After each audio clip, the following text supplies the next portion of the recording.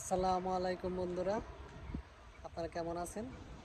আজকে আমি আপনাদের আরও কয়েকটা ওয়ার্ড শেখাবো এবং কি ওয়ার্ড দিয়ে যে কিছু সেন্টেন্স মেক করা যায় সেটা শেখাবো। তো আজকে আমি শেখাবো না, অবনী শেখাবে। ঠিক। অবনী, আচ্ছা অবনী বলো তো কি শেখাবো আচ্ছা, আমি আজকে? আগে একটু পাউরুটি খাই। বলেন তো এটা কি? এটা হচ্ছে পাং। একটু জোরে বলো। এটা হচ্ছে পাং। বলেন তো কোরিয়ান ভাষায় পাউরুটিকে কি বলে? কোরিয়ান ভাষায় পাউরুটিকে বলে পাং। এরা এটাকে পাং বলে ডাকে। বলেন তো তাহলে পাংটা তো অনেক মজা, এটা ভাষাটা কি হবে? 빵은 정말 맛있어요. 빵은 정말 맛있어요. মানে পাউরুটি অনেক মজা। আরো একবার বলো আস্তে করে, ধীরে ধীরে, একটু জোরে করে, ধীরে ধীরে। ঠিক আছে। 빵은 정말 맛있어요. ওকে। আচ্ছা দেখেন, বলেন তো এটা আমি কি কিনেছি? এটা কি জানে? নুডলস। কোরিয়ানরা এটাকে ডাকে রামেন। রামেন। কোরিয়ানরা নুডলসকে ডাকে রামেন বলে। দেখেন এখানেও দেখলেন রামেন লেখা আছে, কিন্তু ক্যামেরাতে ভালো দেখা যাচ্ছে না এটা। 라면.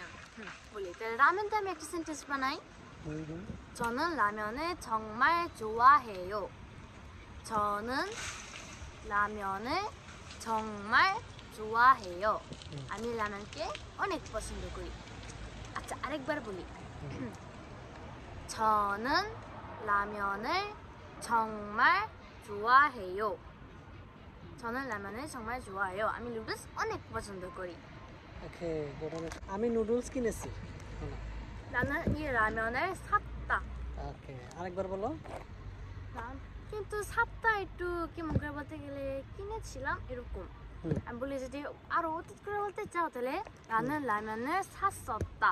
ওকে, এখন এখন তুমি বলো যে আমরা এখন বাসায় যাব। আমরা এখন বাসায় যাব, ঠিক আছে? 우리는 이제 집을 갈 거다. আমরা এখন বাসায় যাব। আরেকবার বলো। 우리는 이제 집을 갈 것이다. ওকে, ঠিক আছে।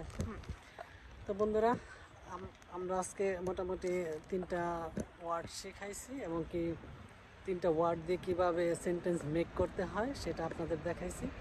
আশা করি যে এভাবে যদি আপনারা প্রতিদিনই 3টা 4টা 5টা করে এরকম সেন্টেন্স যদি আপনারা শেখেন, তাহলে দেখা যাবে যে এক সময় আপনারা সবই বলতে পারবেন, একদম স্পোকেন করতে পারবেন।